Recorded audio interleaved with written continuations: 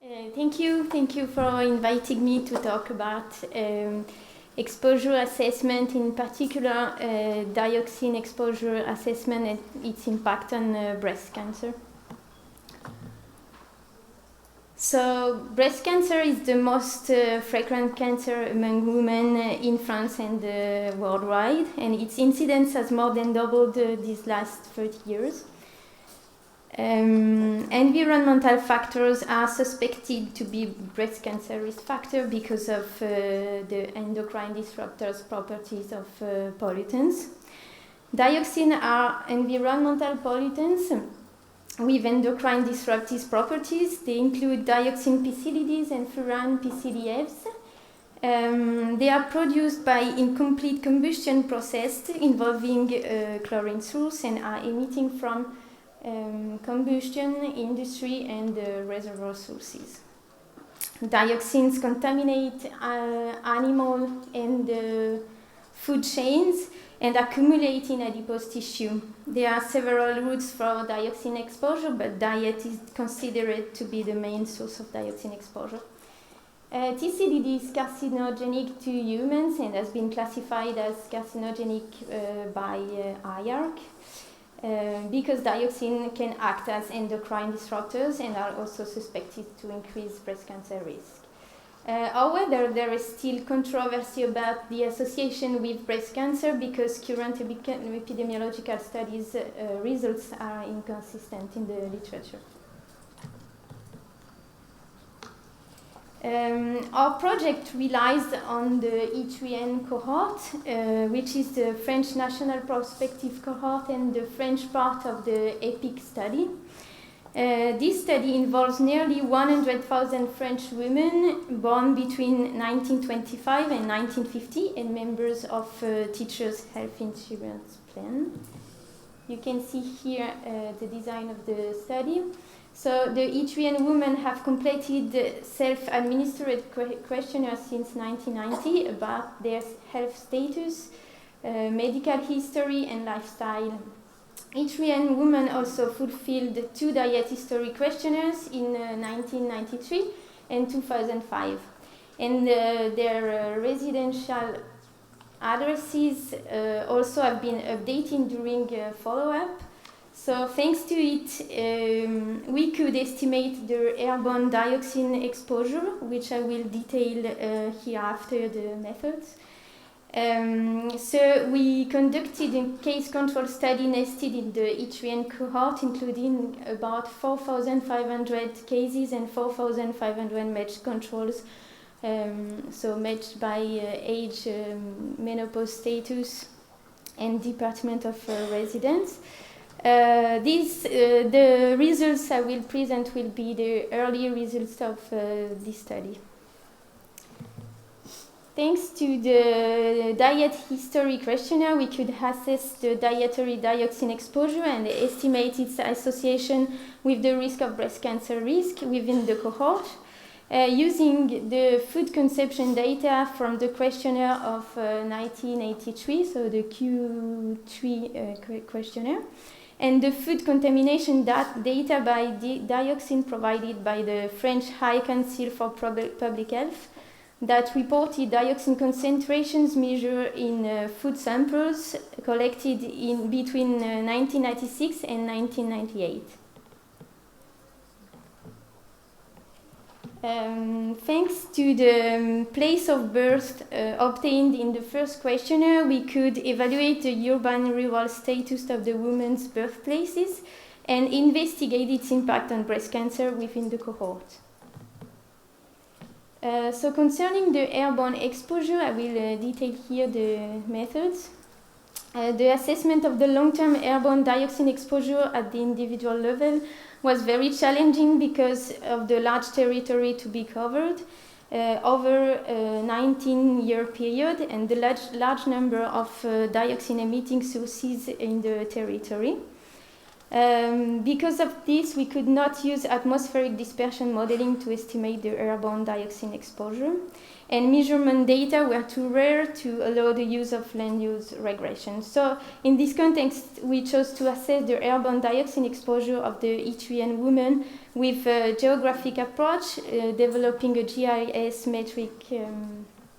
GIS-based metric. The development of the GIS consisted in several steps. The first one was to do the inventory of national dioxin emitting sources in the study period and estimate the dioxin emission with the UNEP toolkit. After that, industrial sources were geocoded and the participants' residential history over the study period were geocoded. The last step of the GIS exposure metric was the development and the validation. So this part, if you need some more detail, is in the poster number 83, which is here in these 2 days. So for this, we identified relevant parameters through a literature review, and the parameters were integrated into the GIS and compared with dispersion modeling to define the final metric. Several combinations of parameters were tested by comparison with dioxin dispersion modeling using CIRAN model, a Gaussian urban model developed by the École Centrale de Lyon. The concordance between the GIS model and CIRAN model was evaluated in 3 areas with different meteorological conditions for 3 distinct years. And the GIS-based metric was this. It took into account the exposure duration, the distance decline between the source and the subject, the dioxin emission intensity, the prevailing wind frequency, and the stochastic for stochastic higher than 80 meters. So the GIS-based metric was expressed in micrograms of toxic equivalent per square and was computed for each calendar year and for each woman from 1998 to 2008. So these are the results of the analysis. So first, for the airborne dioxin exposure, so as I said at the beginning, it's the early results. We didn't find an association between airborne dioxin exposure and breast cancer risk. Concerning the dietary dioxin exposure, we found similar results, but we found also a decreasing risk for the risk of tumor with estrogen progesterone receptor negative. So further investigation in this population need to be investigated for the airborne dioxin exposure. Concerning the urban-rural status of birthplace, being born in an urban area was associated with breast cancer risk, and the risk estimates increased with the number of inhabitants. So in order to consider early life exposure, we adjusted our previous models for urban-rural status of birthplace as a proxy. So we observed similar findings for both dietary and airborne dioxin exposure. Overall, no association was observed between dioxin exposure and breast cancer risk among women from the H3N cohort.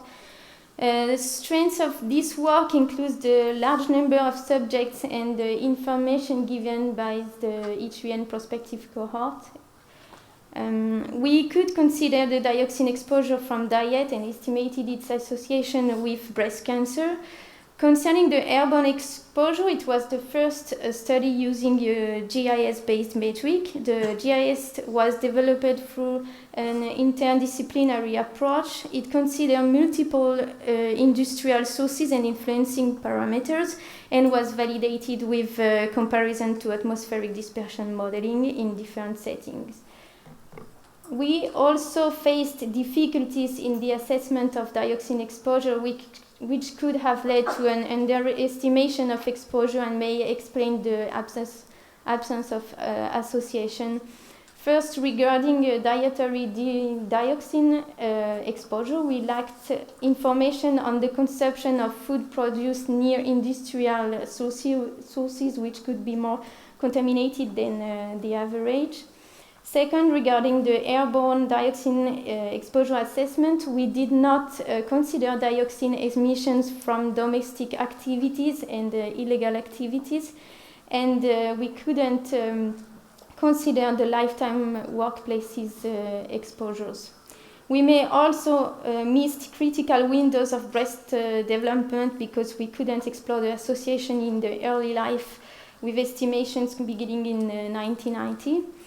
Even if we could then consider the rural-urban status at the birthplaces.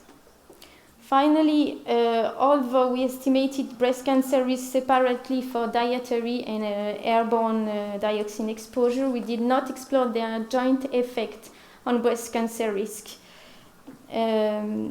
So in order to use the strengths of the study and to take into account the limits of the methodological work, all this methodology on the GIS assessment will be used to another research project, the XENER project, which aim to study the breast cancer risk associated with chronic exposure to multiple air pollutants.